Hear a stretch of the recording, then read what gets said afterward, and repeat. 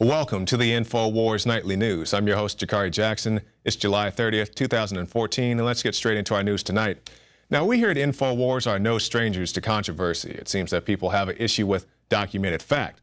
But, every now and then, or should I say more than every now and then, people come out and attack us for completely fictional reasons, such as saying that we believe in pixies or, other mythical creatures. I'm surprised they didn't say we believe in the Pegasus. But now we have Keith Olbermann coming out and saying that he doesn't like InfoWars. He doesn't like DrudgeReport.com in a bizarre Twitter rant. And it's very likely linked to the Daily Beast article where they say that we here at InfoWars are moon landing deniers. And we've had many guests on our show and they believe in various things. It doesn't necessarily believe that we believe everything our guests are saying. But, for the record, I do believe that we landed on the moon, and Alex Jones does as well. But Mr. Olbermann, he came directly at one Paul Joseph Watson.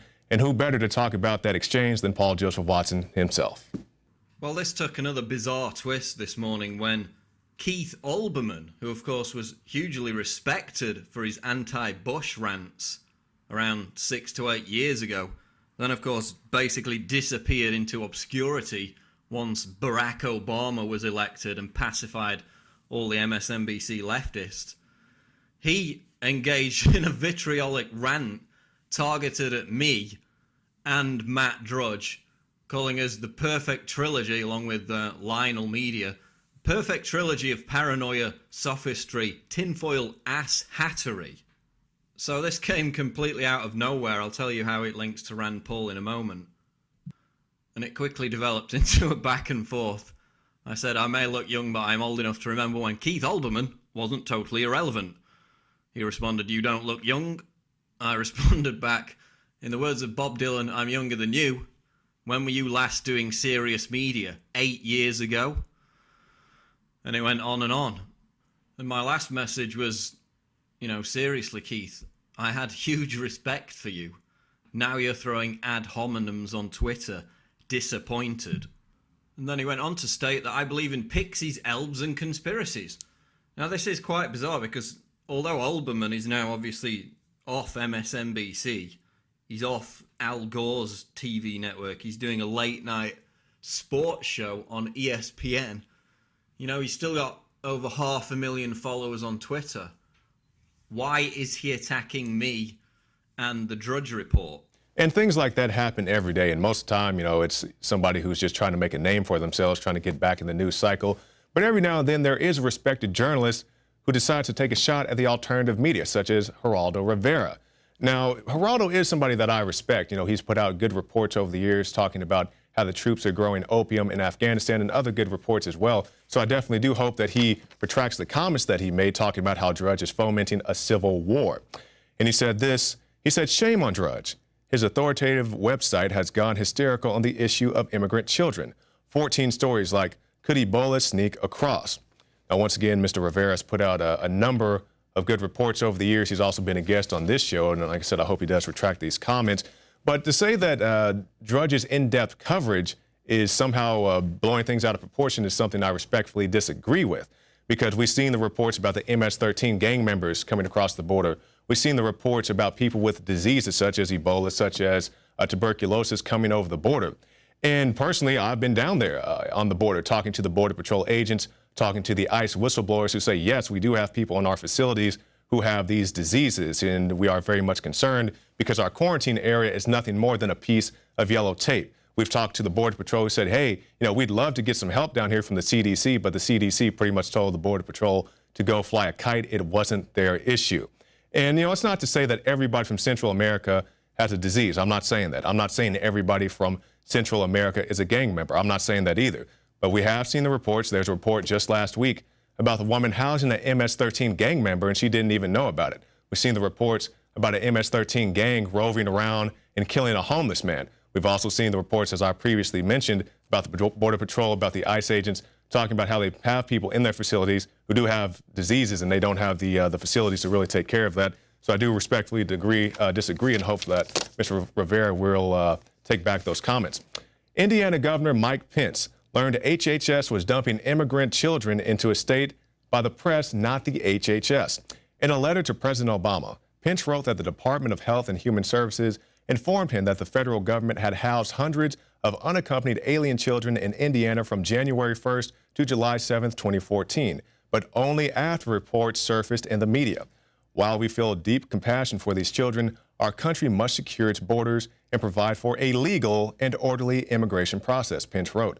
Failure to expedite the return of the unaccompanied alien children thwarts the rule of law and will only continue to send a distorted message that illegally crossing into America is without consequence. And he also said that if these children are to remain in the state of Indiana, Indiana will likely be responsible for the health, the education, and also the welfare of these children. Well, there's no maybe about that, because unless they transport them someplace else, yes, this will fall onto the Indiana taxpayer. And we also see the governor of Massachusetts, Deval Patrick. You guys remember him from the Boston bombing. He said that he didn't know that the kids were coming into his state until he learned about it through the media. Now, some people say it's plausible deniability, but I'll go ahead and take them at their word at this point. And I keep trying to come up with a proper example to get people to understand why people are not exactly thrilled about the alien children coming over, or anybody for that matter. And the best thing I can do is this. So let's say you're at the grocery store and you have, 3 or 4 kids of your own. So you're at the cash register and you pull out, the $100 bill or whatever, and you're about to hand it to the cashier, and the guy behind you snatches the bill out your hand. And you turn around and you say, "Hey man, no, what's all that about?" He says, "Hey, I'm a humanitarian. I'm here to feed my children. If you have a problem with it, you're a racist." And that's the best example I could come up with as far as what's going on with bringing these children to these communities and then dropping the responsibility of said children or said immigrants on the taxpayer. And we also know that not all of these children are children that you would think about. They're not all teenagers. They're not all kids running around in diapers, even though they want you to somehow believe that these kids in diapers made this a long journey on foot by themselves. No, that's not the case. Some of these people are 31 years old under the current Obama administration standard of what a child is. These people are old enough to be my big brother. They need to take me to the water park and buy me an ice cream cone, but that's not going to happen. They just want to take my tax dollars. Once again, you can come here, but you have to do it the legal and lawful way. If Ebola hits U.S., even healthy Americans will be quarantined. This is something else that's very true and very real.